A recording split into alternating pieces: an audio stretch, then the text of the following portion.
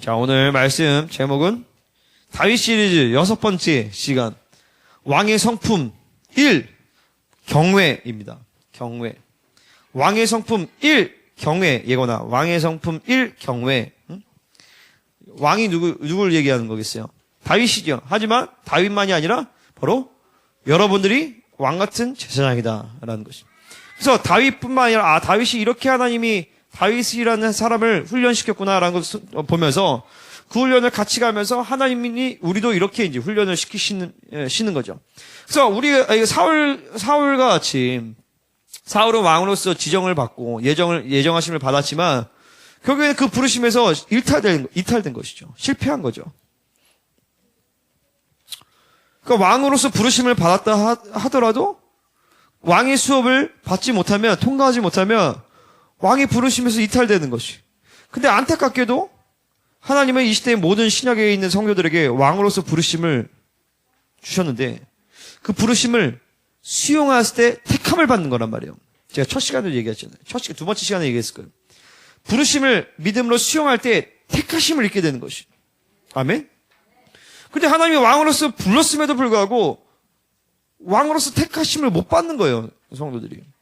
왜냐면 하나님의 말씀을 따라서 어떻게 왕으로서 준비되어지고 훈련되어지고 그런 걸 모르기 때문에.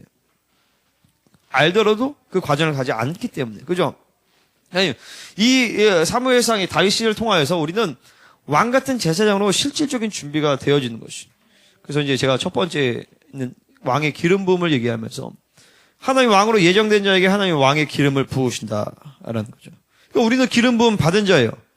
예수님이 기름 부음 받은 자셨고 우리는 그리스도를 따라서 우리도 기름 부음을 받았기 때문에 우리도 기름 부음 받은 자가 되었다. 그래서 기름 부음이 너희 안에 있느니 아무도 너희를 가르칠 필요가 없고라고 얘기했단 말이에요. 원래 그 기름 부음이 와 있습니다. 그죠? 중요한 건 이 기름 부음을 계속 활성화시키고 기름 부음을 의지하고 이 기름 부음이 더욱더 강하게 되어지고 그건 또 다른 문제예요. 그죠? 기름이 더욱더 강해져야 돼. 그래서 그 기름 부음의 역사가 크게 세 가지였는데 첫 번째는 일단 제일 중요한 건 예배죠. 예배.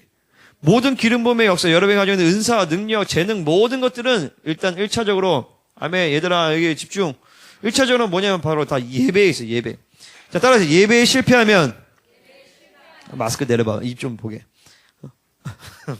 보통 마스크를 이렇게 밑으로 내는데 예건이는 위로. 역시 특별한 아이야 우리 예건이.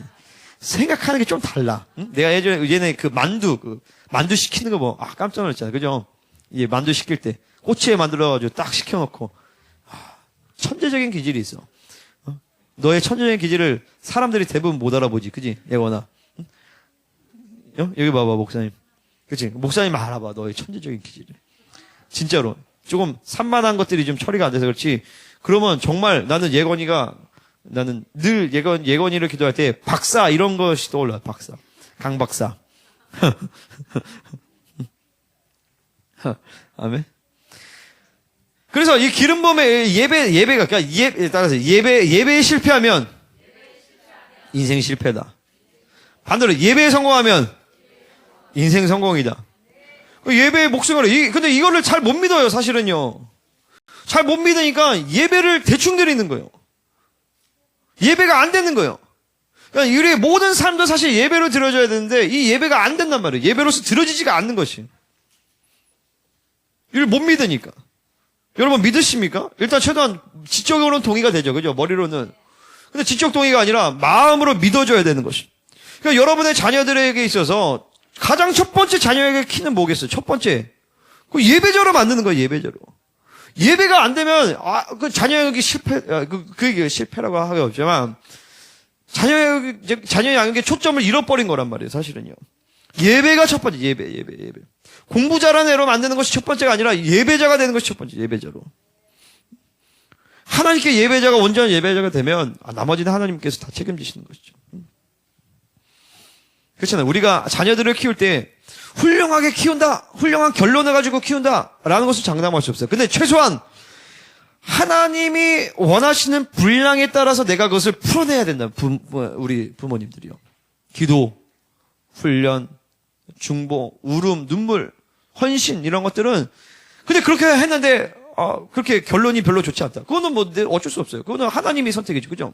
사무엘과 다윗 같은 사람들도 아들들이 그냥 망나니 같은 아들들도 있어요. 그건 우리의 선택이 아니고 그건 본인들의 선택이지만 중요한 건 최소한 네가 그래서 그렇다 하나님 앞에 이런 얘기는 안 들어야 된다는 것이죠. 아멘입니까? 예배자가 되어야 되는 것이. 그러려면 여러분 자신이 예배자로 서야 되는 것이고 예배자로 훈련을 시키고 예배자로 키워야 된다는 것이. 두 번째 뭐냐면 영적 전사였어요. 영적 전사. 그래서 바벨론의 싸움과 하나님 나라의 싸움이 달랐는데 다윗은 하나님의 나라의 싸움을 했다라는 것이죠. 영적 전쟁은 예배하다 보면 자연스럽게 영적 전쟁을 다 하게 돼 있어요. 하나님의 임재에 막혀있는 영들이 보여지고 드러나면서 그것들을 어떻게 뚫어내고 싸우느냐 이런 것들이 보여지면서 자연스럽게 하나님 나라의 챔피언 이런 얘기를 했었죠. 그죠? 세 번째로 바로 지난 시간이었나? 지지난 시간이었죠. 그래서 이제 지혜와 형통. 그 하나님의 지혜가 있는 자. 그것은 또한 동시에 그건 성공, 형통이었어요. 그죠? 아멘? 예건이 아멘? 이거 목사님 봐. 딴 데 보지 말고. 지혜와 형통. 이건 또 기름 부으심, 기름 부으심.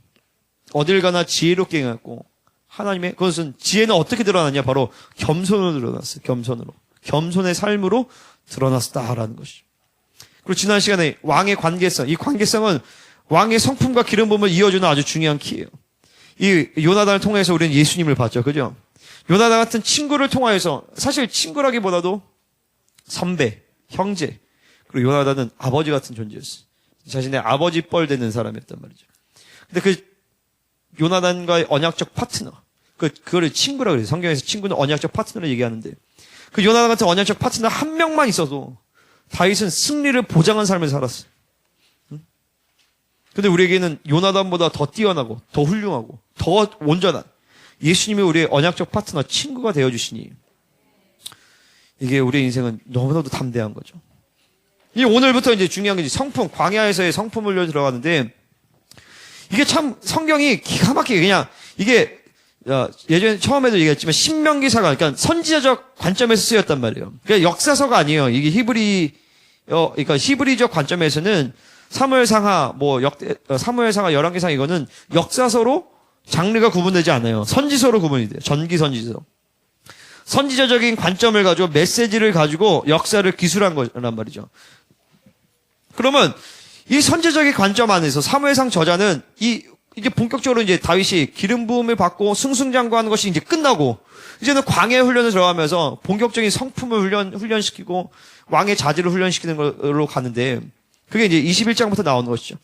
그러면 첫 번째로 어떤 훈련을 초점을 두고 보느냐라고 봤을 때 제가 보기에는 경외입니다. 경외. 하나님께 대한 경외를 가장 먼저 훈련을 시키는 거예요. 왜 그러냐면 자 보세요. 사무엘상 21장 10절에서 15절의 사건이 시편 34편과 연관이 있어요. 오늘 두 구절을 다 읽었죠. 시편 34편은 아기스 왕 앞에서 미친 채 하다 쫓겨나다 지은 시예요. 그죠? 그리고 그러니까 사무엘상 21장 10절에서 15절 그 사건을 얘기해 주는 것인데 이 두 가지 사건에서 공통적으로 나타난 것이 뭐냐면 바로 두려움이에요. 두려움과 그리고 시편 34편의 주제는 바로 여호와를 경외하는 자에게 주시는 하나님의 축복에 대해서 얘기를 해줘요. 다윗은 자신을 곤고한 자, 마음이 상한 자, 통회하는 자, 의인, 여호와를 경외하는 자라고 표현하고 그런 자에게 하나님은 환난에서 건지시고 그를 구원해 주시고 뭐라 했던가? 구원해 주시고 그리고 모든 좋은 것을 충만하게 하신다라고 고백을 하죠. 여호와를 경외하는 자에게 있는 경외하는 자에게 주신 축복이 시편 34편의 주제예요.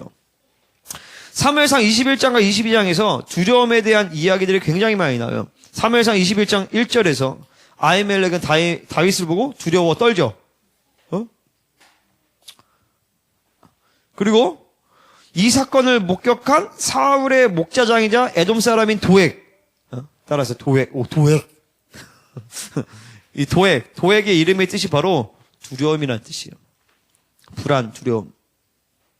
그러니까 아히멜렉도 두려워하고 사실 도액도 본질적으로는 두려워하는 존재인 거예요.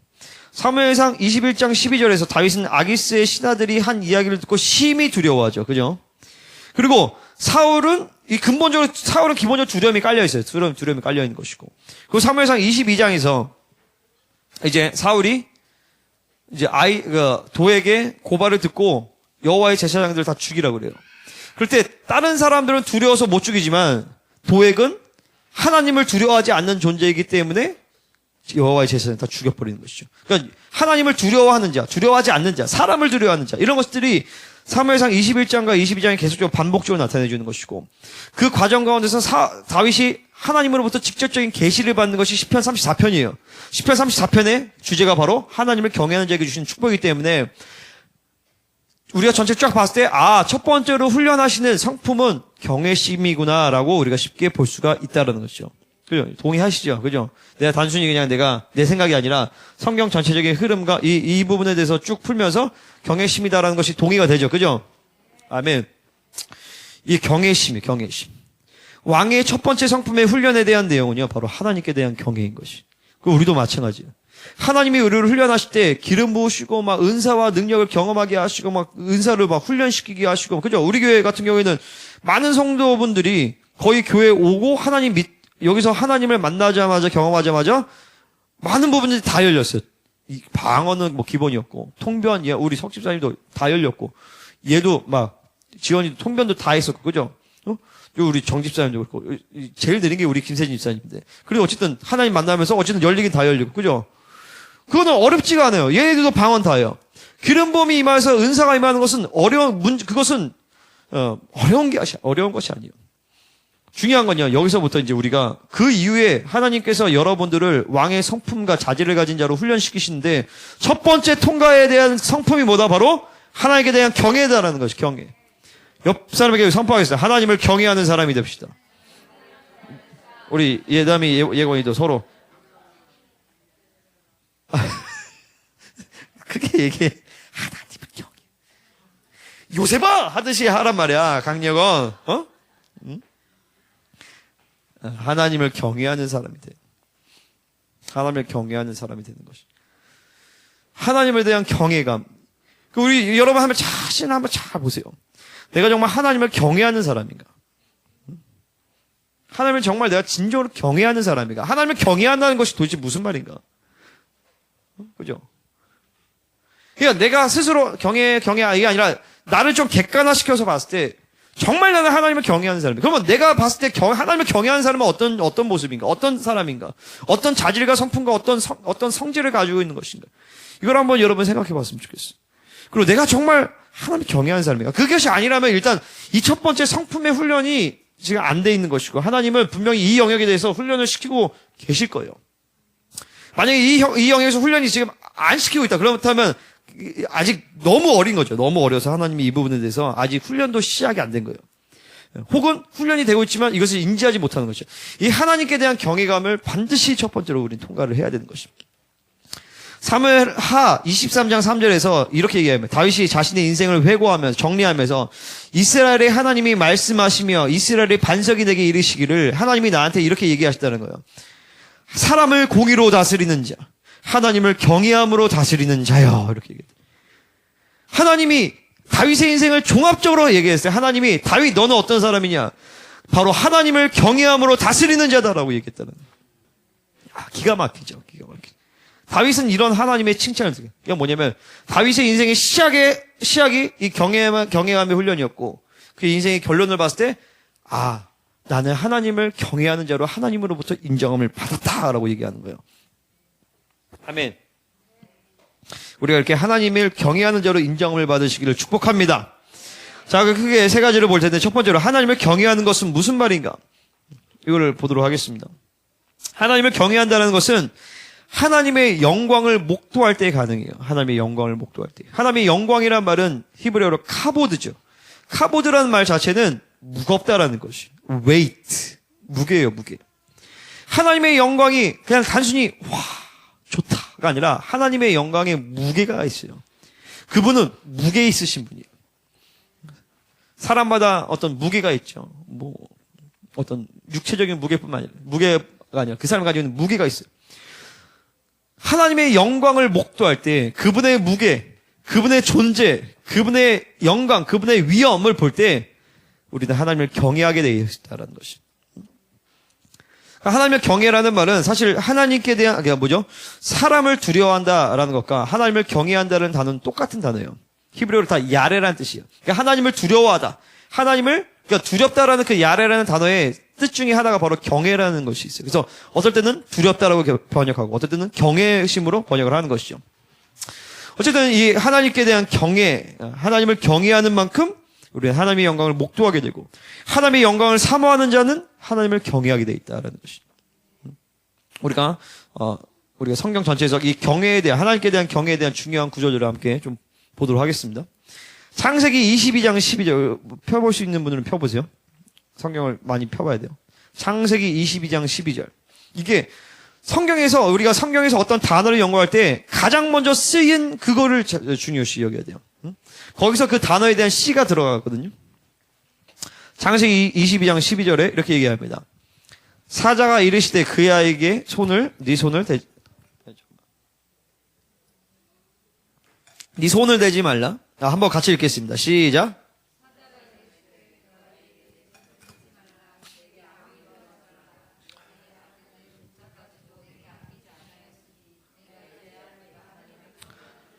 아멘. 이 하나님을 경외한다는 것이 처음 등장한 거예요. 어디서? 바로 창세기 22장에서. 창세기 22장은, 여기 봐. 창세기 22장은 뭐 어떤 내용이에요? 바로 아브라함이 이삭을 바치는 내용이죠. 아멘. 아브라함이 하나님과 75세 때 만나가지고 계속 동행을 했는데, 하나님이 드디어 여기서 아브라함이 하나님을 경외하는 자다라고 인정을 하시는 거예요. 그러면 우리가 여기서 알 수 있어요. 하나님을 경외하는 것은 무엇이냐? 바로 나의 이삭을 바치는 것이다. 여러분은 이삭을 바치는 것이 하나님을 경외하는 것입니다. 내가 가장 아끼는 것. 심지어 그것이 하나님이 주신 것이라 할지라도, 그죠? 여러분의 자녀, 여러분의 가장 아끼는 여러분의 자녀들, 여러분의 가장 아끼는 어떤 비전, 사역, 돈을 가장 아끼지 않겠죠, 사실. 그럴 수도 있고. 어쨌든 내가 가장 아끼는 그것을 하나님이 달라 하실 때 드리는 것이 바로 하나님을 경외하다는 것입니다. 하나님을 경외하는 것이. 하나님보다 그 어떤 것도 사랑하지 않는 것이 바로 하나님을 경외한다는 것입니다. 그래서 하나님이 뭔가를 말씀하실 때에 그것을 담대히 하나님 앞에 포기하고 내어드릴 수 있는 것이 하나님을 경외하는 것이죠. 그분만이 최고이며 그분만이 전부이심을 고백하는 것이 바로 하나님께 대한 경외심이에요. 지금 이 시간에 다 보세요. 하나님께서 내가 지금 가장 아끼는 것을 야, 너 그 포기해. 나에게 들어라 라고 할 때 나는 포기할 수 있는 것인가? 내가 가장 아끼는 것이 뭘까? 그죠? 가장 아끼는 거. 영현이 가장 아끼는 게 뭐야? 자세를 좀 똑바로 했으면 좋겠어. 가장 아끼는 거.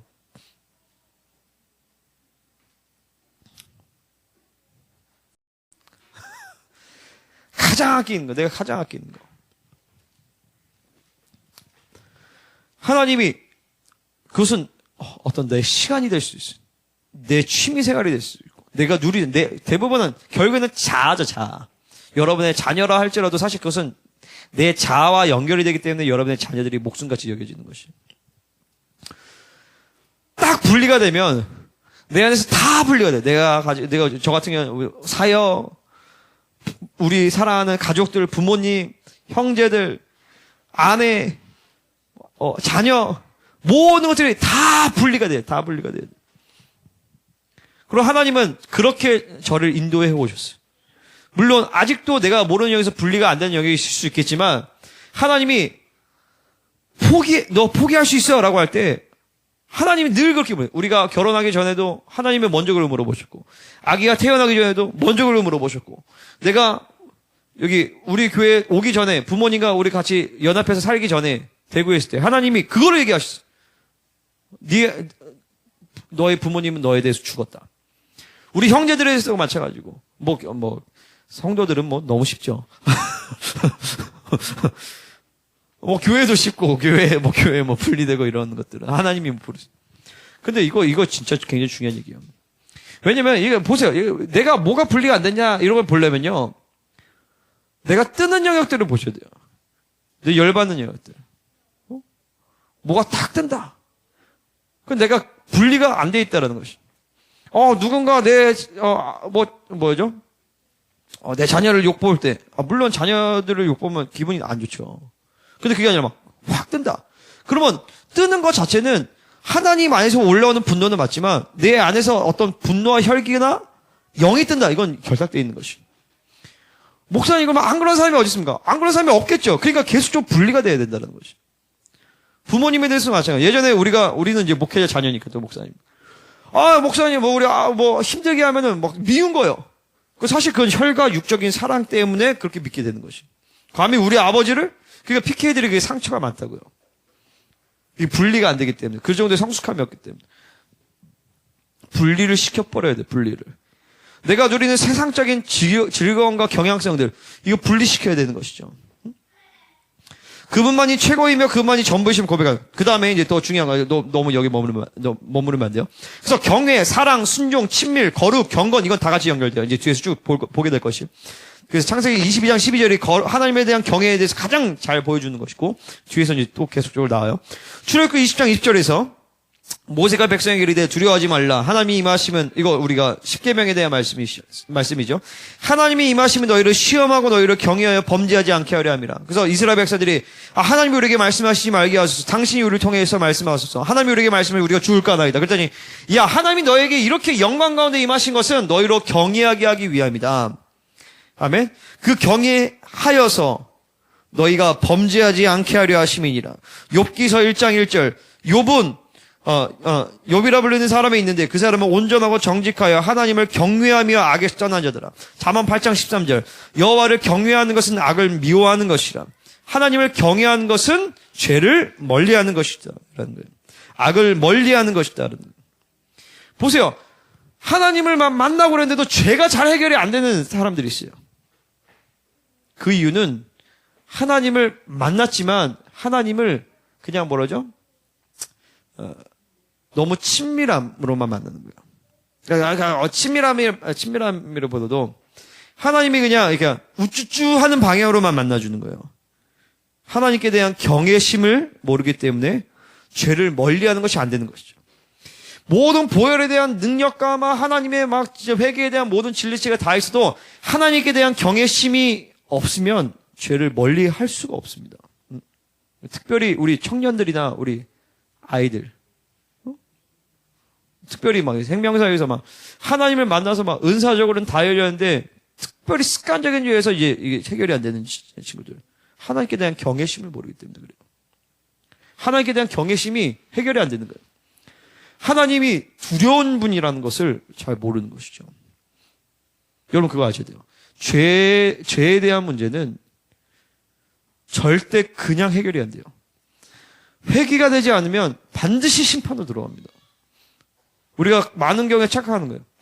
회개가 되지 않으면 내가 지었던 죄에 대한 경우는 반드시 내 인생의 심판으로 다가오게 돼 있어요.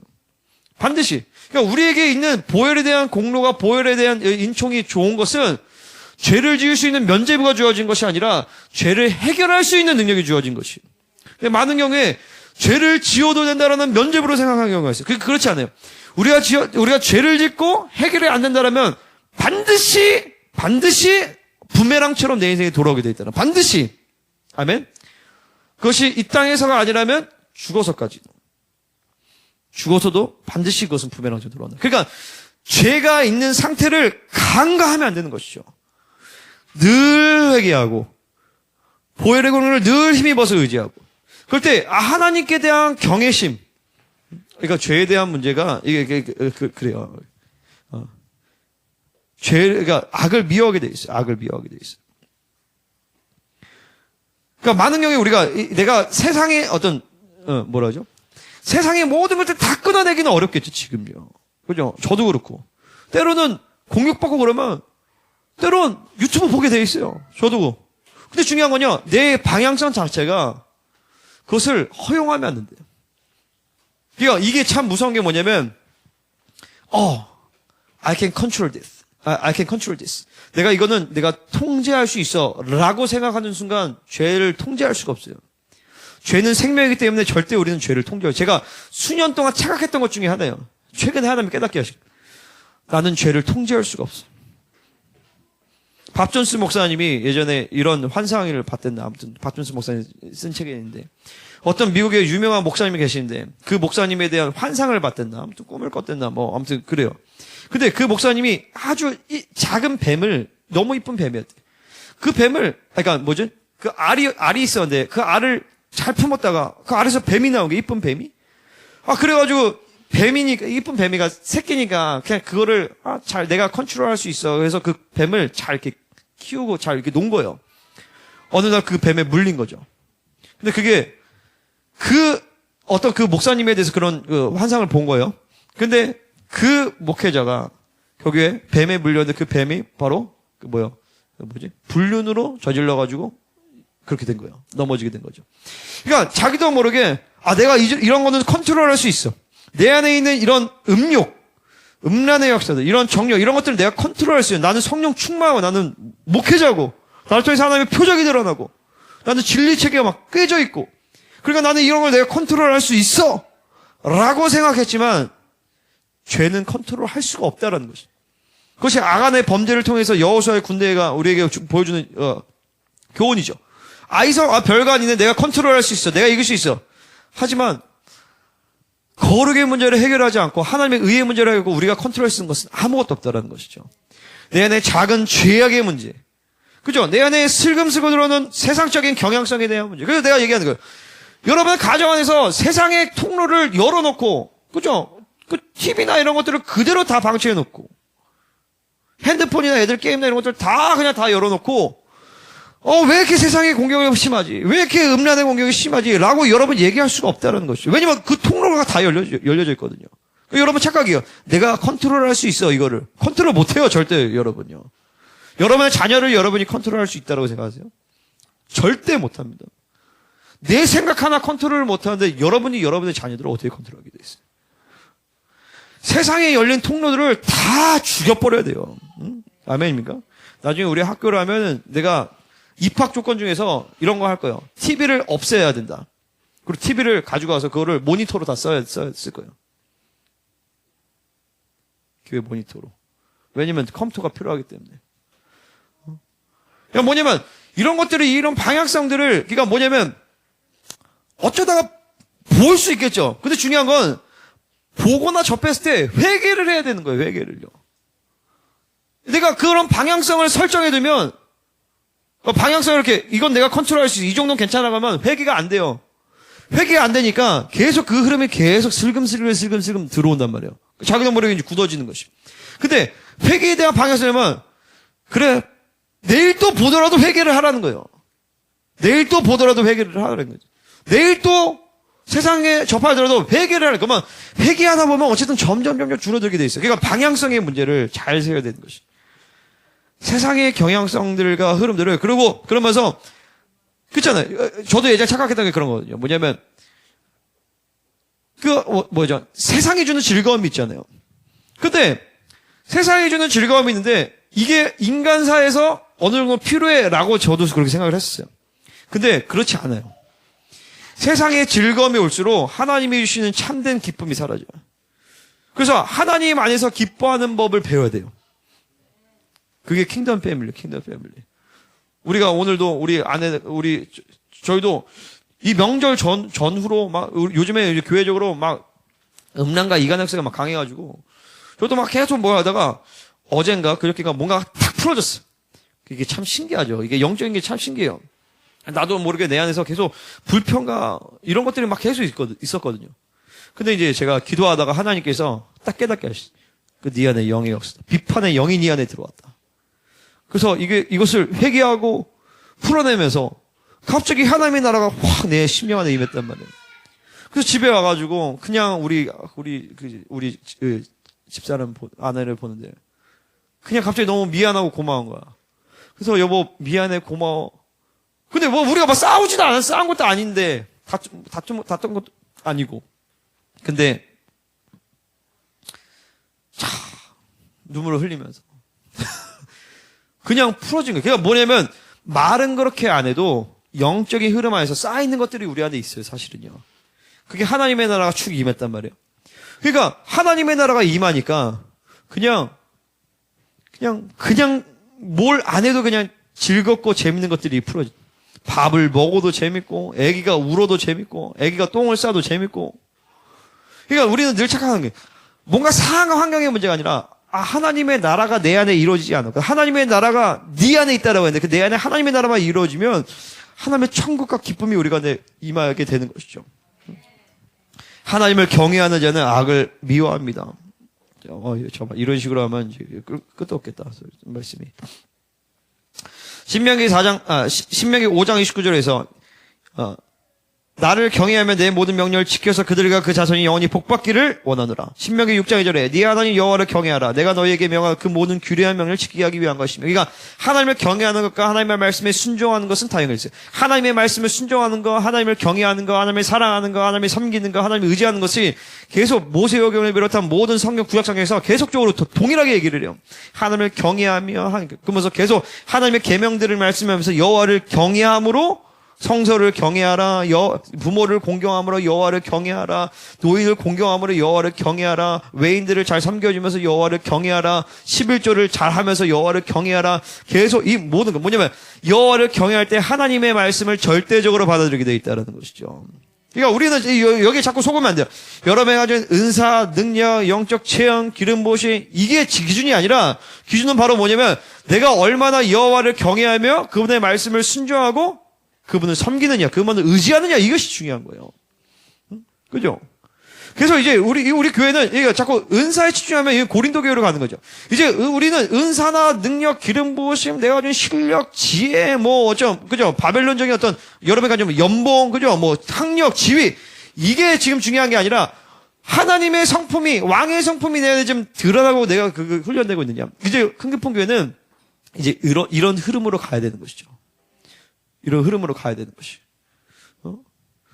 내가 뭔가 기름 부음이 되게 좋아가지고 사역을 잘했다. 통변이 잘 됐다. 그게 중요한 게 아니에요. 기쁜 일이죠. 감사한 일이고. 안 중요한 건 아니에요. 중요하긴 해요. 하지만 우리의 초점은 그게 아니라 성품에 있어요. 얼마나 여호와를 내가 참되게 섬기느냐. 하나님만을 얼마나 참되게 의지하느냐. 하나님만을 사랑하느냐. 하나님의 말씀에 청정하느냐라는 것이죠. 하나님의 말씀을 가볍게 여기면 안 되는 것입니다. 하나님의 말씀이 선포되면 아멘하고 믿음으로 받아들이지 회개하든지 둘 중에 하나인 것이죠. 그러니까 계속적으로 하나님의 말씀, 제가 참 그럴 때 있어요. 뭐냐면 정말 말씀을 잘 못 듣는구나 우리 성도들이. 잘 듣는 분들도 있지만 믿음이 연약하거나 미성숙한지 딱 알아요. 뭐냐면 말씀을 동일한 말씀을 계속적으로 선포를 해도 전혀 그 말씀이 들어가지 않는 것이. 이거 중요한 건 본인들이 잘 몰라요 이거를요. 킹덤 패밀리가 선포되는데도 전혀 킹덤 패밀리의 원리대로 가정이 움직이거나 우리 청년들이나 우리 아이들 킹덤 싱글의 원리대로 가지 않고 킹덤 커플의 원리대로 가지 않고 킹덤 패밀리 원리대로 가지 않는 것들을 많이 보고 그죠? 자아를 죽이고 이런 것들 해도 그런 것들이 잘 운행되지 않는 거예요. 하나님의 말씀을 듣긴 하지만 그것이 실체화되는 것이 참 어렵구나. 하나님의 말씀이 청종이 내가 듣기 좋은 말씀만 받아들이는 것 자체가 악인 것이죠. 그러니까 하나님의 말씀이라면 100% 받아들이는 것이죠. 아멘?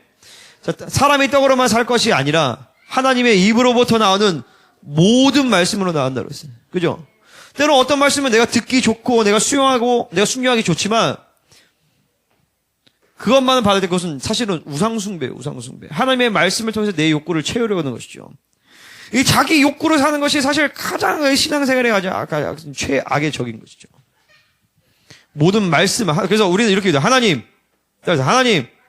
모든 말씀을 주십시오. 모든 말씀을 주십시오. 아멘, 아멘, 아멘. 아멘? 예건이 아멘? 하나님, 모든 말씀을 주세요. 예담이다. 하나님, 모든 말씀을 주세요. 목사님 보고, 그치.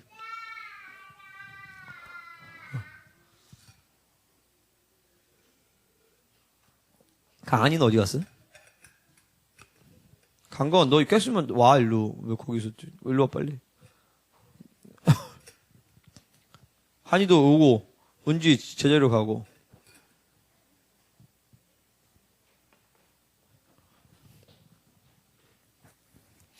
자, 열왕기 하 17장 38절 39절. 이거 이제 열왕기 저자가 이제 정리하는 거예요.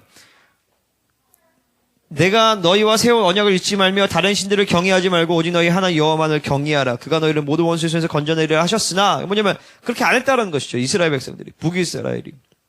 다른 신들을 경외하지 말라는 것은 다른 신들을 두려워하지 말라는 것이. 다른 신들이라고 하면 우리가 뭐 우상숭배하지 않잖아요. 세상으로 돌려서 얘기하면 돼요. 세상을 두려워하지 말라는 것이죠. 세상을 두려워하면 세상의 말에 좌우되지 말라는 것이죠. 세상의 소리에 귀 기울이지 말라는 것이죠. 아멘. 여기 집중 똑바로 하고 세상이 막 너희들에게 막 뭔가를 얘기하고 세상이 막 이래라 저래라 얘기해도 그 듣지 말라는 것이. 세상에서 하는 말들은 다 쓰레기, 다 쓰레기. 다 쓰레기. 그것들을 일일이 하나하나만 끝도 없죠.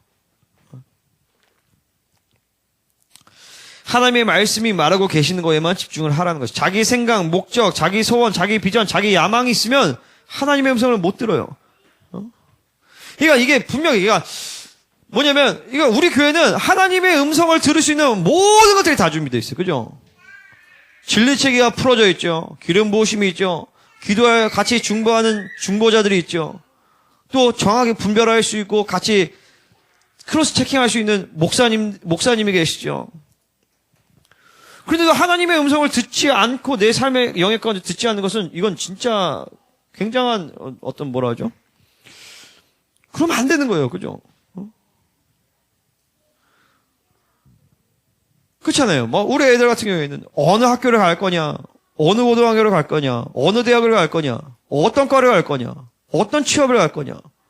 이런 모든 가운데 하나님의 음성을 듣고 가야 되는 것이. 근데 하나님의 음성이 안 들리는 경우가 있어요. 이렇게 교회 안에 불가기름 부심이 있고 하나님의 음성을 들을 수 있는 모든 것들이 준비되어 있고 진리체가 다 있고 분별할 수 있고 서로 중보할 수 있음에도 불구하고 하나님의 음성을 못 듣는 경우는 딱 하나밖에 없어요. 듣고자 하지 않기 때문에. 자기 생각과 야망이 너무 크기 때문인 것이에요. 아멘입니까? 그 실질적인 예로 영찬이 나중에 고등학교 졸업하면 뭐 할 거야? 대학 갈 거지. 어디 대학 갈 거야? 어느 과를 갈 거야? 하나님 음성을 들어봤어? 그렇죠. 너 안 들어봤지? 들어야 되는 것이. 그리고 부모님들은 그걸 들어줘야 되는 것이. 하나님이 말씀하셨는가? 하나님이 인도하심인가? 이거죠. 내가 얘 대학교 보낼 때 난 하나님 음성을 듣고 보냈어요. 그때 그 음성에 대한 표적이 나타났잖아요. 그죠? 조언에 내가 직장 보낼 때도 하나님 음성 듣고 내가 표적이 나타났잖아요. 하나님이 말씀하시는 거라면 하나님의 역사하심이 드러나줘야 되는 것이죠. 그렇지 않다라면 점검하고 또다시 이제 우리가 수정하고 실수를 보완하면 되는 것이죠. 그죠? 이제 지연이는 이제 학교는 이제 보냈지만 이제 앞으로 이제 취업과 직장 생활을 어떻게 할 것이냐. 이건 이제 본인이 들어야 되는 거 하나님 앞에. 본인이 앞에 들으면서 쇼부를 봐야 된단 말이죠. 그게 안 되면요. 왜 안 듣느냐? 뭐 크게 두 가지겠죠. 하나는 게으른 거예요. 영적인 게으름. 하나님 앞에 나아가서 음성을 듣고 그러지 않는 거예요. 두 번째는 뭐냐면 자기 생각과 욕망이 많은 거예요. 자기 생각과 욕망이 많으면 하나님의 생각 안 들려요. 그러니까 뭐냐면 뭐 어디 대학을 가고 무슨 취업을 하고 뭐 누구를 만나고 누구랑 결혼하고 막 이런 게 중요한 게 아니라 중요한 건 하나님의 내 인생을 향한 하나님의 뜻이 무엇이냐는 것이 중요한 것이죠. 순종이 첫 번째, 순종이. 뭔가 잘 될 것이냐, 그 대학을 갈 거냐 말 거냐, 취업을 할 거냐 말 거냐가 아니라 내 인생을 향한 하나님의 뜻이 무엇이냐 이것이 중요해요. 그러니까 제가 고등학교 때 나는 서울대를 가고 싶었어요. 물론 그건 내 욕망이었죠. 그런데 우리 부모님은 한동대를 가라고 그랬어. 내가 한동대에 갈 거였으면 나는 대학 고3 1학기 때 이미 모든 수시를 다 끝나고 장학금 받고 들어갔을 거야. 그 정도 성적이 됐었어요. 수시 1학기로, 그러면 내가 고등학교 고3 1학년을 탱자 놀면서 보낼 수 있었는데, 아주 개고생하고, 그때 하나님이 뜻하심이었죠. 근데 뭐야, 내가 사실 세상적인 기준에서는 조금 낮은 거 하면 연고대 갈 수 있었거든요. 근데 우리 부모님은 한동대를 가라고 그랬어요. 하나님의 인도하심으로. 그리고 나도 하나님의 인도하심으로 한동대를 갔죠. 그리고 과를 선택할 때 하나님 무엇을 선택할까요? 하나님 과를 선택하게 했어요. 군대를 갈 때도 하나님 어디로 갈까요? 하나님 공군으로 보내셨어요. 공군으로 인도해 주셨어요. 그러면서 병과 선택도 뭐 여러 가지 헌병특기 그것도 하나님이 알게 하셨어요. 자들을 어디로 배치할까요? 하나님 또 알게 하셨어요. 오산기지. 신대원을 어디로 갈까요? 하나님 또 보여주셨어요. 횃불 트리니티. 그리고 횃불 트리니티에서 하나님 그 트랙을 골라야 돼. A 트랙, B 트랙, C 트랙, 뭐 트랙이 있는데 뭐 목회자 트랙, 그리고 뭐 선교사 트랙 뭐 이렇게 있는데, 이 트랙이 교육이에요, 교육. 하나님이 이 트랙을 하라는 거예요. 그 이 트랙 해가지고 이제 교장량이 받게 되는 거예요. 그러니까 이런 모든 과정 가운데서 하나님의 인도하심과 음성을 따라가야 되는데 이게 하나님을 경외하는 제 기본적인 아주 기본 중에 기본 중에 기본 중에 기본이에요. 신앙생활을 시작해서 뭐 높은 수준이 아니라 신앙생활을 시작하면 기본 중에 기본 중에 기본 중에 기본이 내 뜻과 내 의지와 내 판단과 내가 보기 좋은 옵션을 제거하고 할렐루야 하나님이 원하시는 것들을 찾아가는 것이 신앙생활의 기본 중에 기본이다라는 것이죠. 왜 이게 안 되냐? 하나님을 의지하는 거기 시작부터가 안 됐다라는 거죠. 안 됐다라는 거죠. 하나님을 의지하는 기본 시작부터가. 아멘? 이게 내가 화난 게 아니야, 목사님이. 정신 차리라고 하는 거. 가장 기본인데, 가장 기본 중에 기본인데, 할렐루야. 하나님의 음성을 듣고 하나님의 인도하심을 따라가고 그죠? 내 생각, 내 방법, 내 뜻을 포기하고 그분을 나를 향한 최고의 선택이 내 인생의 최고의 선택입니다. 하나님 내가 가진 옵션, 내 생각, 그것은 가치가 없습니다. 하나님 그래서 내 방법을 내가 선택한 옵션을 내려놓는 것이 첫 번째인데 그게 안 된다. 그게 안 된다는 것은 신앙생활이 지금 제대로 신앙생활이 시작이 안 된 거예요. 사실은요. 영성이라는 것 자체가 시작이 안 된 거예요. 사실은. 하나님과의 관계성이 기본적인 관계성의 시작 자체가 그 시작의 첫 단추가 지금 되지 않았다는 것이요. 왜냐면 하나님을 경외하는 것이 첫 단추인데 이게 지금 되지 않고 있다는 거야. 그죠? 그 사람이 은사가 드러나건 기름 부음이 가건 재능이 있건 머리가 똑똑한 아무런 소용이 없다라는 것이. 아무런 소용이 없어요. 아무런 소용이 없어요.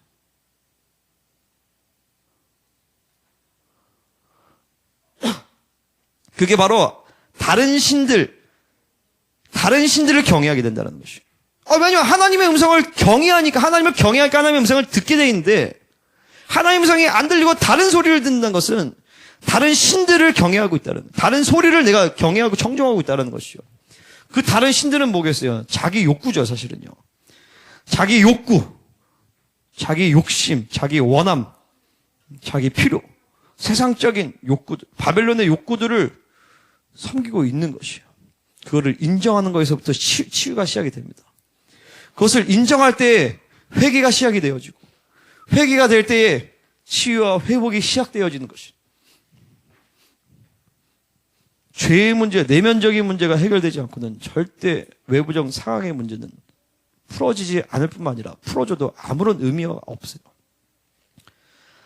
아무런 의미가 없어요. 외부적인 상황 때문에 내가 좋고 안 좋고 이런 것 자체가 신앙생활이 지금 뭔가가 지금 본질이 들어가지가 않은 거예요. 신앙생활 본질 자체가. 살게 아무리 잘 되고 막 뭔가 내 삶 뭐가 잘 돼도 하나님과 관계 불편하다 그럼 불편해야 되는 거예요. 안 된단 말이죠. 그건요. 여호와의 친밀 시편 25편 14절 여호와의 친밀하심이 그를 경외하는 자들에게 있으며 그의 언약을 그들에게 보이시리로다. 여호와의 친밀하심이 그를 경외하는 자들에게 있다. 여호와를 친밀함 이것이 바로 스오드인데 하나님을 경외하는 자는 여호와의 침시로 들어간다는 것이죠. 하나님의 비밀을 보게 되는 것입니다. 할렐루야. 인간적으로 봤을 때는 두려워하는 것과 친밀함은 반대되는 것 같지만 하나님의 나라에서는 하나님을 경외한다는 것은 하나님을 그만큼 알고 있다는 것이. 하나님을 아는 만큼 하나님을 경외하게 돼 있어요. 그러니까 하나님과 친밀함에 들어가는 것이죠. 하나님을 경외하게 되니까 죄를 멀리해. 그러니까 거룩하단 말이에요. 그러니까 하나님 앞에 나아갈 수 있는 것이 훨씬 더 쉬워지는 것이죠. 그러니까 경외심이 없는 친밀함은 그냥 하나님을 동네 친구 정도로만 알게 되는 것이죠.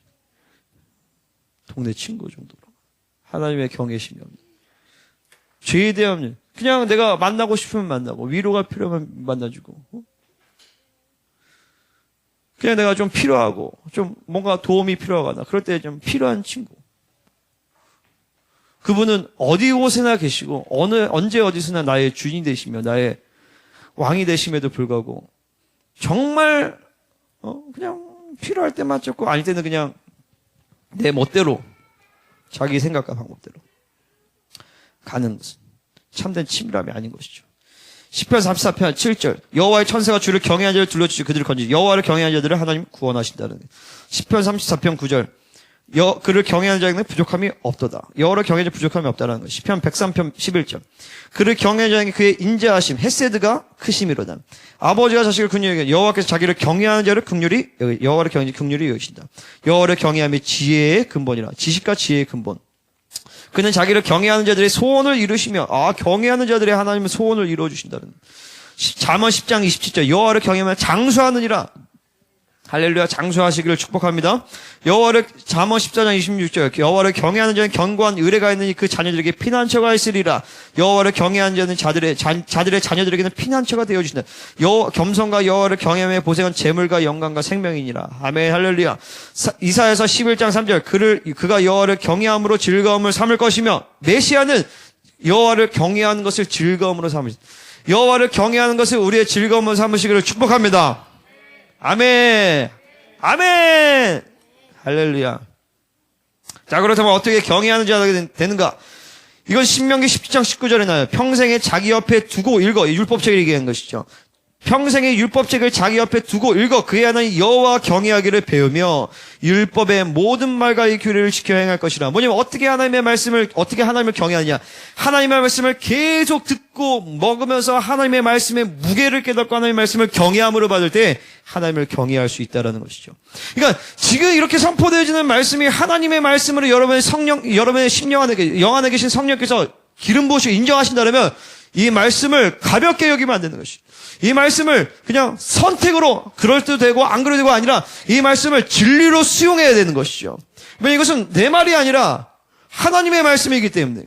왜냐면 내 성령께서 나에게 기름을 통해서 그걸 말씀하시고 여러분에게 계신 성령님께서 그것을 기름을 확증해야 되면 그것은 진리예요, 진리. 하나님의 말씀이라는 것이죠.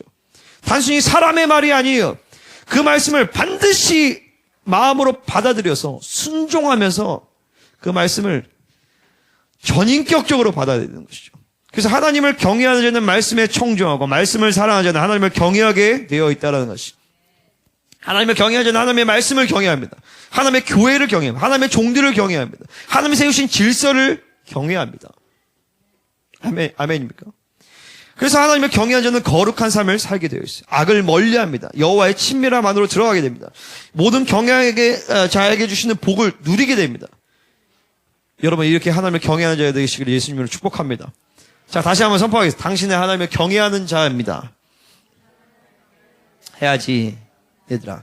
서로에게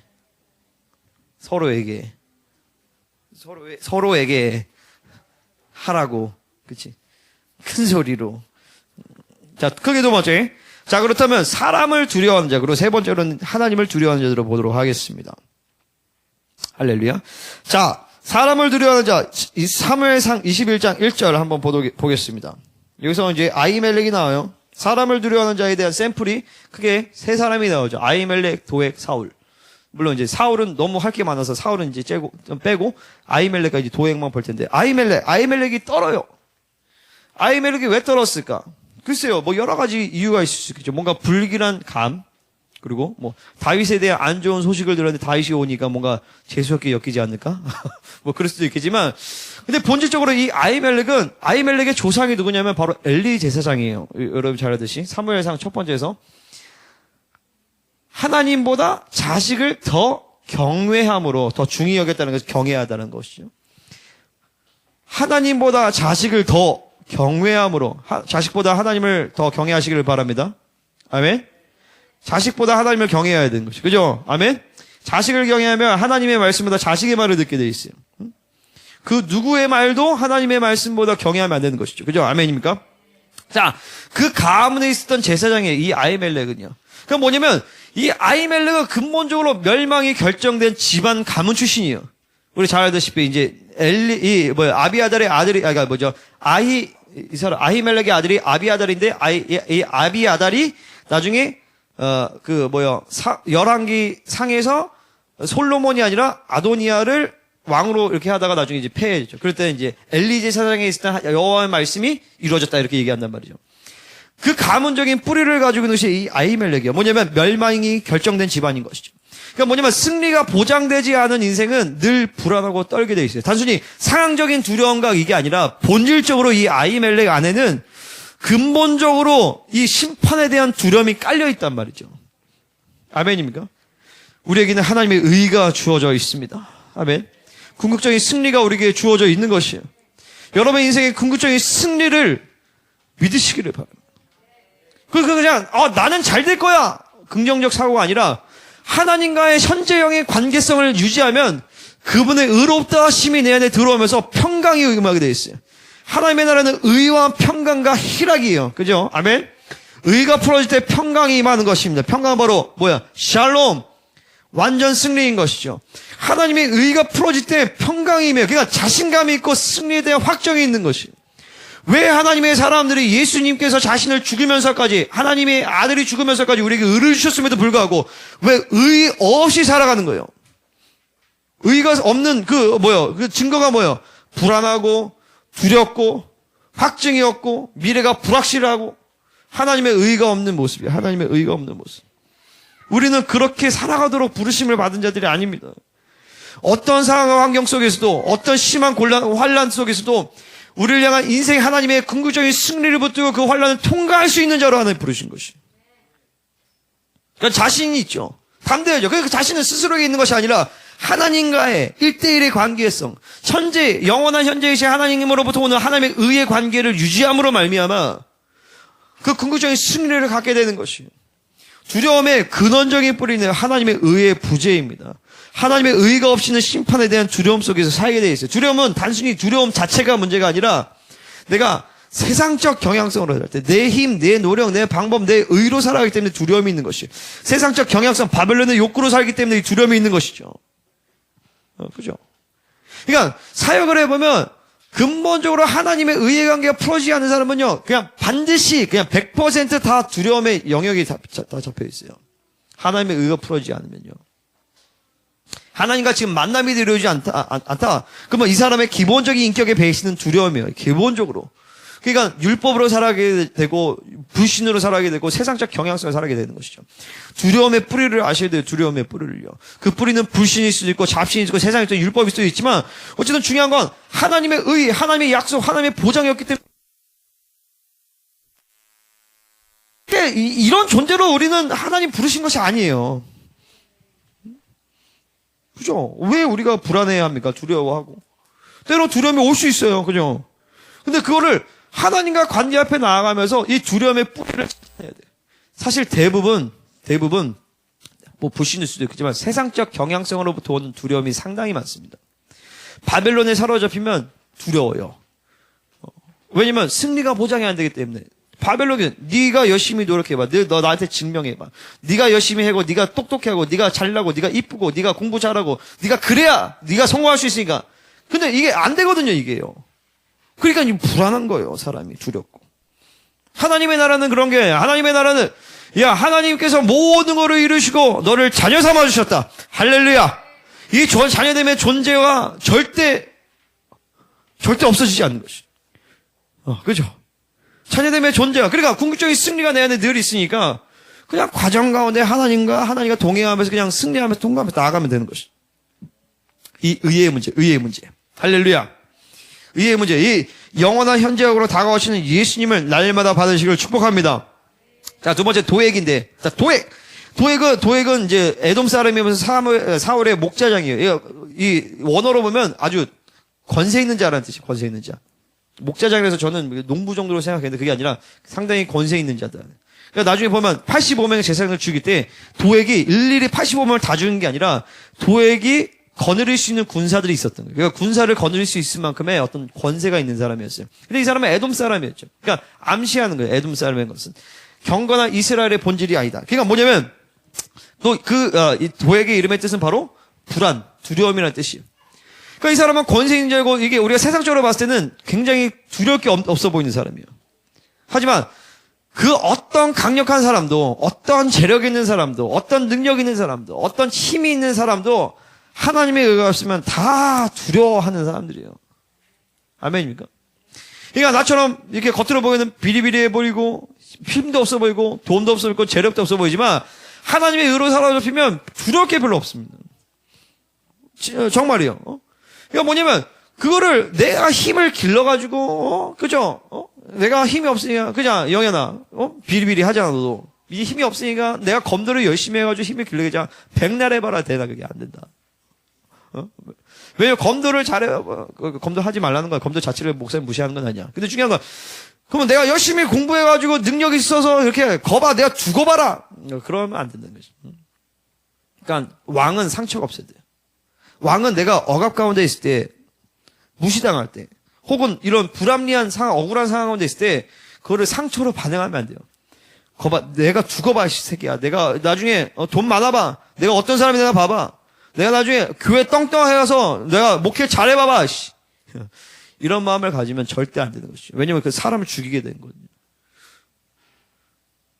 사람을 죽이게 돼요. 도액은 그죠? 사울은 보면 힘 있는 자, 싸움 잘하는 사람들을 끌어모았어요. 바벨론의 기준이에요. 다윗은 하나님을 경외하는 자들과 함께 일합니다. 하나님을 경외하는 자들과 함께. 도액은 믿음은 없었지만 사울의 관점에서 사울의 기준에 있어서 아주 인재였어요. 인재.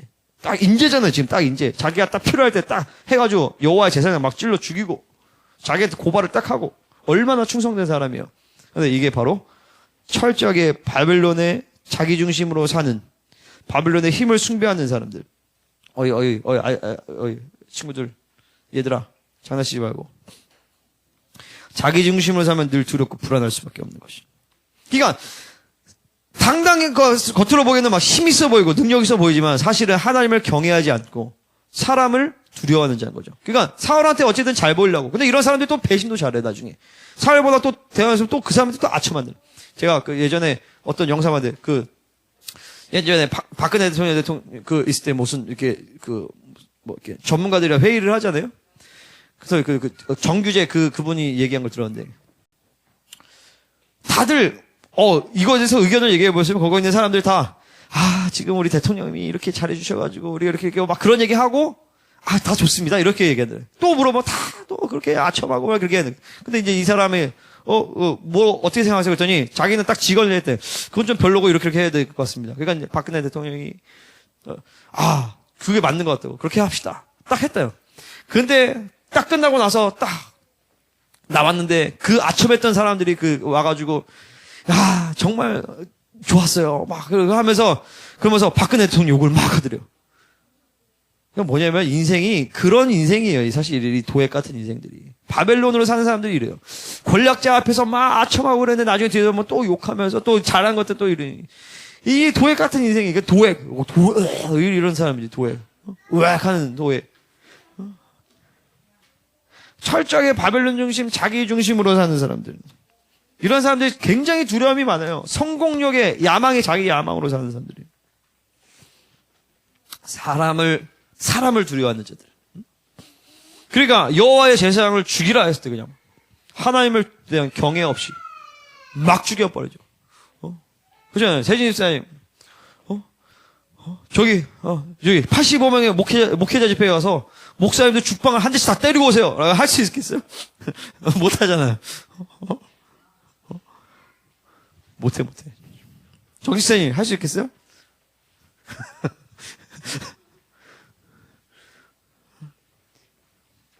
막 죽여버려요. 여호와의 제사장을 죽이를 두려워하지 않는.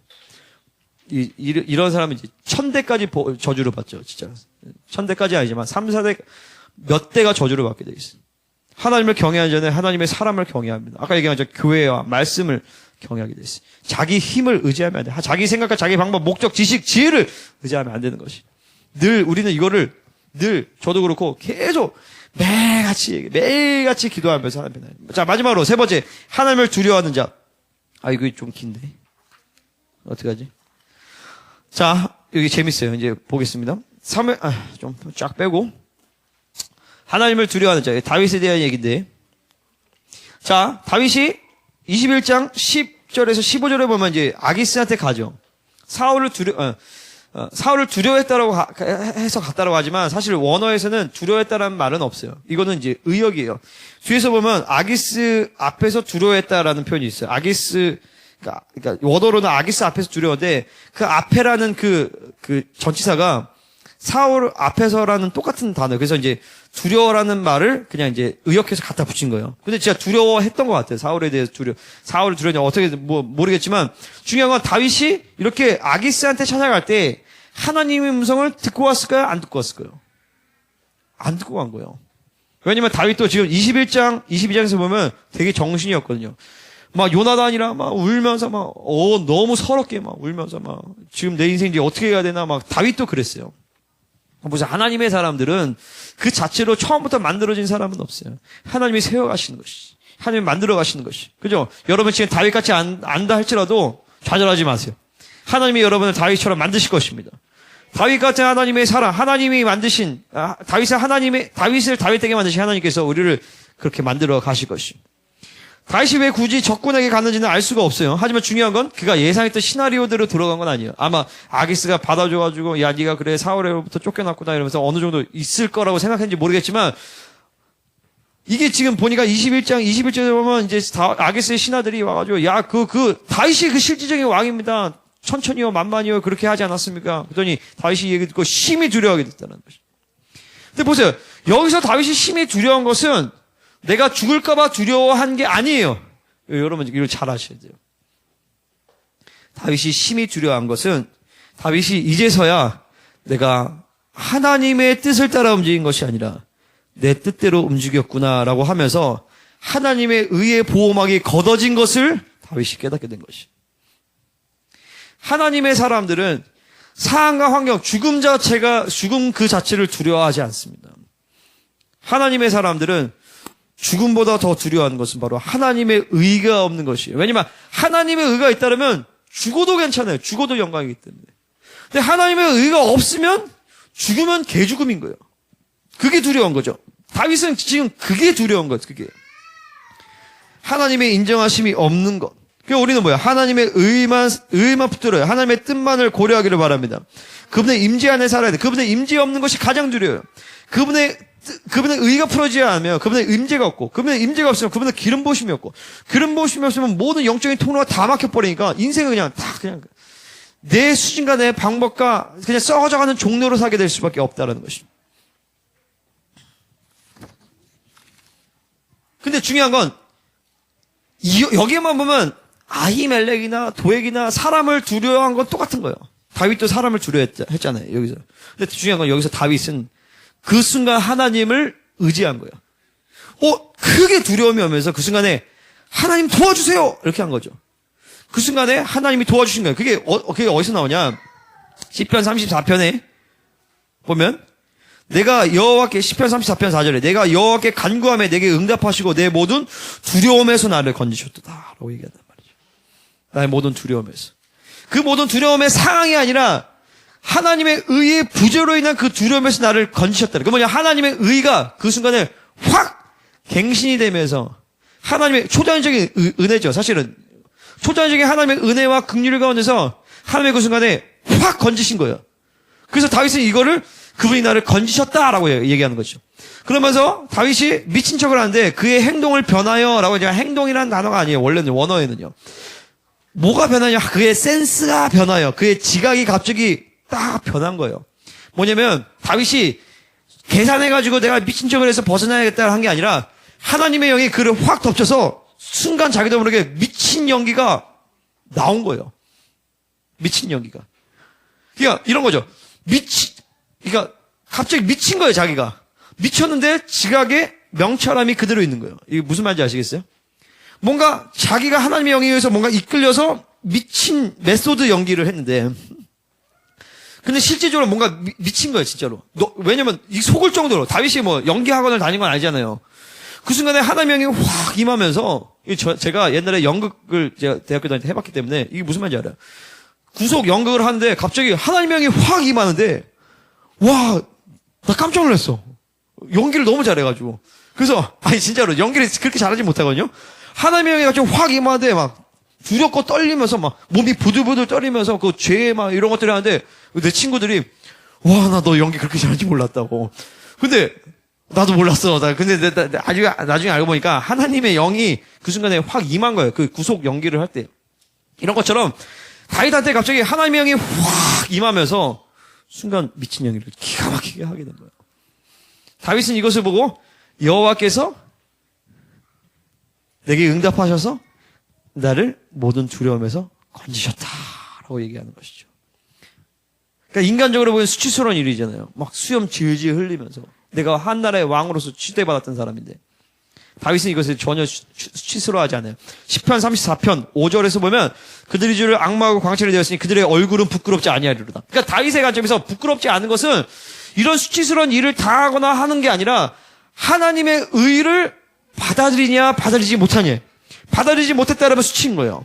하지만 받아들였다라면 이런 수염 질질 흘리고 칠 질질 흘려도 다윗은 자신이 있는 거죠.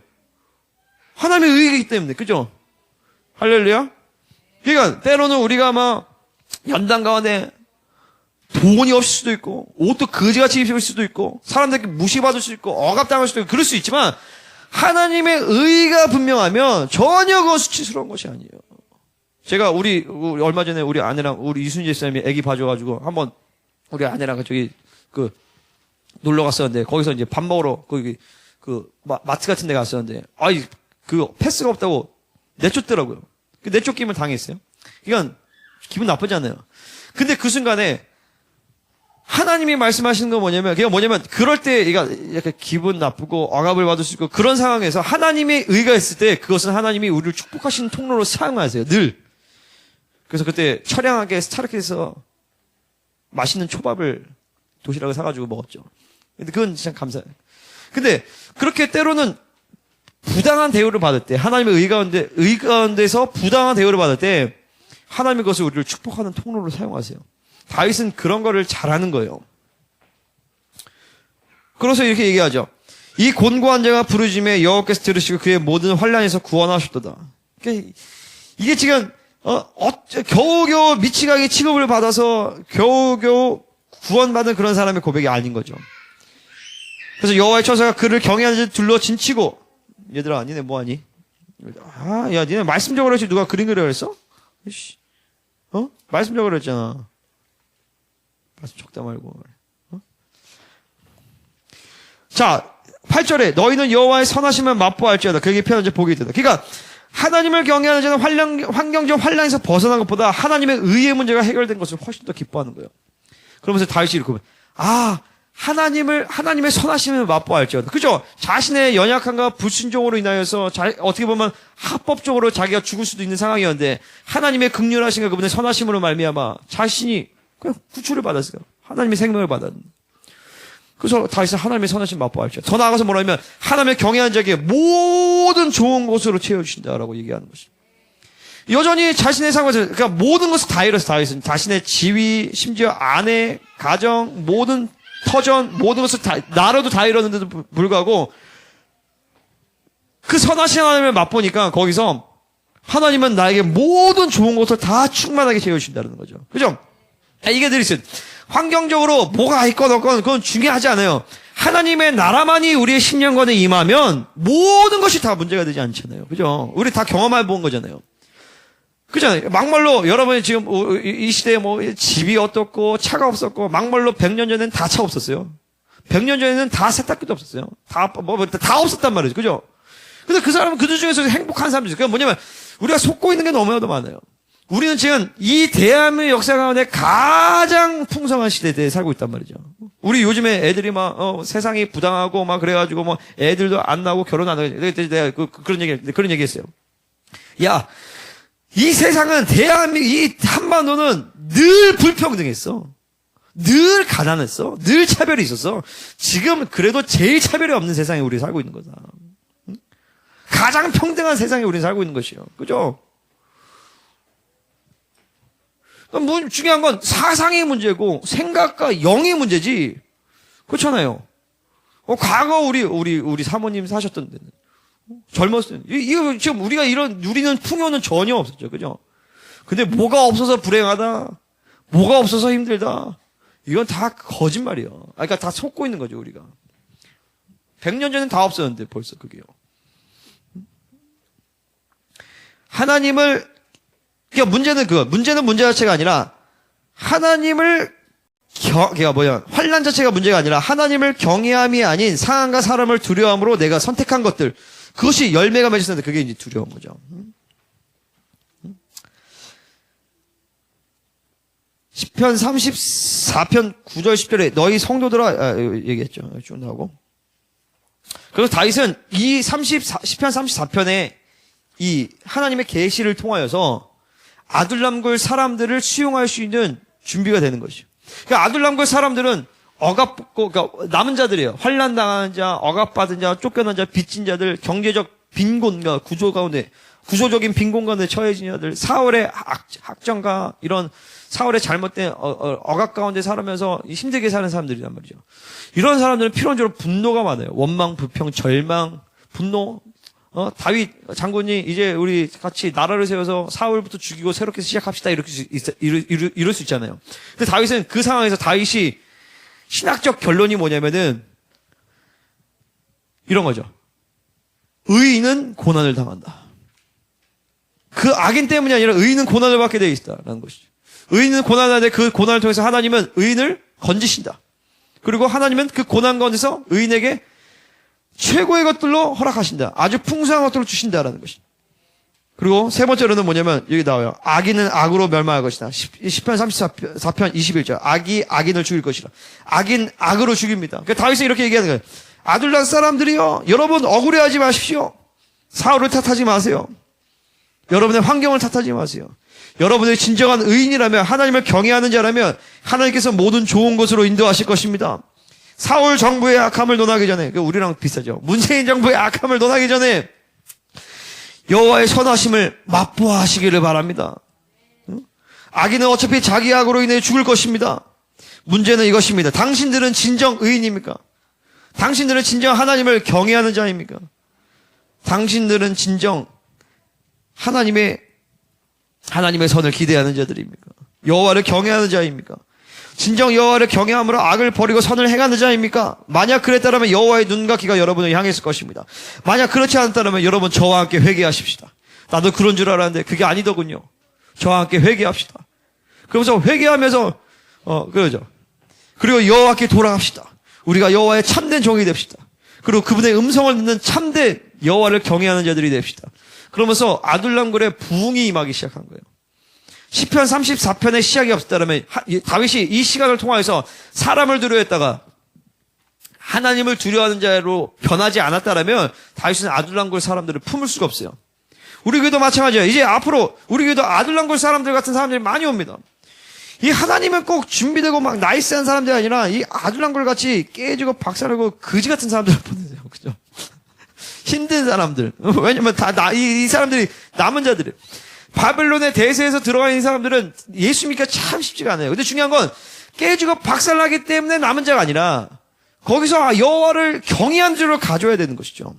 그렇지 않으면 스스로 원통함만 해요. 원망만 해요. 패배 가운데 우리는 피해자야. 나는 늘 피해야. 나는 늘 억압당해. 나는 노동자야. 나는 소수야. 막 이러면서 그죠? 생각이 바뀌어져야 되는 것이죠. 생각이 바뀌어야 돼요. 누구 때문이 아니라. 따라서 누구 때문이 아니다. 환경 때문이 아니다. 바로 나 때문이다. 나 때문이에요. 나 때문이에요. 내 심령이 문제였구나라는 것을 깨달아야 되는 것이죠. 내가 정말 하나님을 경외하는 자였는지 의인이었는지를 확증해야 되는 것이죠. 그러면서 내가 피해자인 줄 알았는데 내가 범죄자였구나라는 것을 깨달을 때 회개가 되는 것이죠. 이걸 인정할 때 회개가 돼요. 내가 피해자인 줄 알았는데 내가 범죄자구나. 그래서 회개가 된단 말이죠. 근데 회개하다 보니까 내가 범죄자가 아니라 내가 용서받은 자구나. 내가 의인이구나. 라는 것을 깨달을 때 그것이 믿어질 때 이제 진정한 치유와 회복이 되어지는 것이죠. 아멘. 할렐루야. 다윗이 거기서 모압 미스베로 가서 모압에게 이르되 하나님 나를 위해 어떻게 하시니 내가 알거니 나의 부모가 당신과 함께 하기를 원하고 모압으로 가요. 아마 자기 이제 조상의 룻이 있잖아요. 룻 때문에 그랬던 것 같아요. 그러면서 다윗이 이제 달라졌어요. 뭐라고 얘기하냐면 하나님이 나를 위하여 어떻게 하실지를 내가 알기까지 내가 기다리겠다는 것이죠. 나의 부모가 이렇게 잘 보호해 주세요. 그래서 하나님의 뜻을 묻습니다. 우리도 마찬가지야. 내 방법과 내 뜻대로 막 움직이기 전에 하나님의 음성을 들어야 되는 것이죠. 하나님을 경외하는 것의 시작은 내 생각과 내 판단을 내려놓고 하나님의 음성을 듣는 그 자리로 나아가는 것이 하나님을 경외하는 것의 시작이에요. 그래서 이 하나님의 경외가 풀어질 때 그 위에 청종이 풀어집니다. 청종이. 다음 성품은 청종이에요. 하나님을 경외할 때 하나님을 청종할 수가 있어요. 하나님의 음성을 들을 수가 있어요. 그리고 하나님의 말씀이 선지자 가시 통해서 임합니다.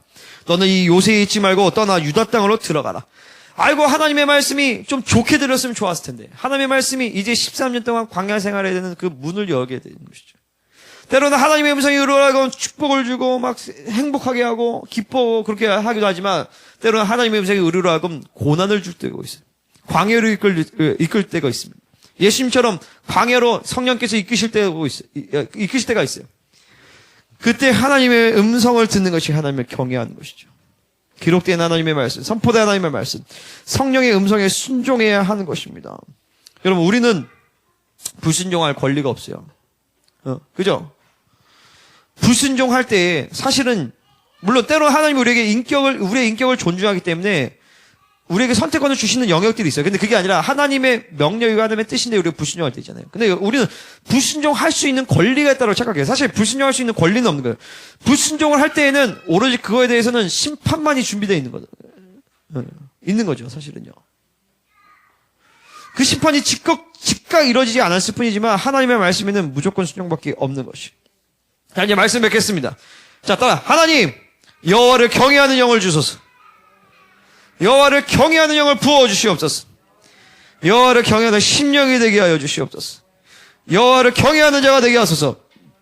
좀 더 크게요. 여호와를 경외하는 자가 되게 하소서. 하나님의 말씀을 청종하겠습니다. 하나님의 말씀에 순종하겠습니다. 니네 왜 안 해? 하나님의 말씀에 순종하겠습니다. 기록된 말씀, 선포된 말씀, 성령님의 감동에 순종하겠습니다. 하나님의 뜻만을 고려하겠습니다. 사람을 두려워하지 않겠습니다. 하나님 당신이 나의 전부이십니다. 아멘. 이 경외의 심령의 성품이 우리 모든 사랑하는 교회 가운데 임할 것을 예수님의 이름으로 축복합니다. 기도하겠습니다. 오늘 말씀이 길었지만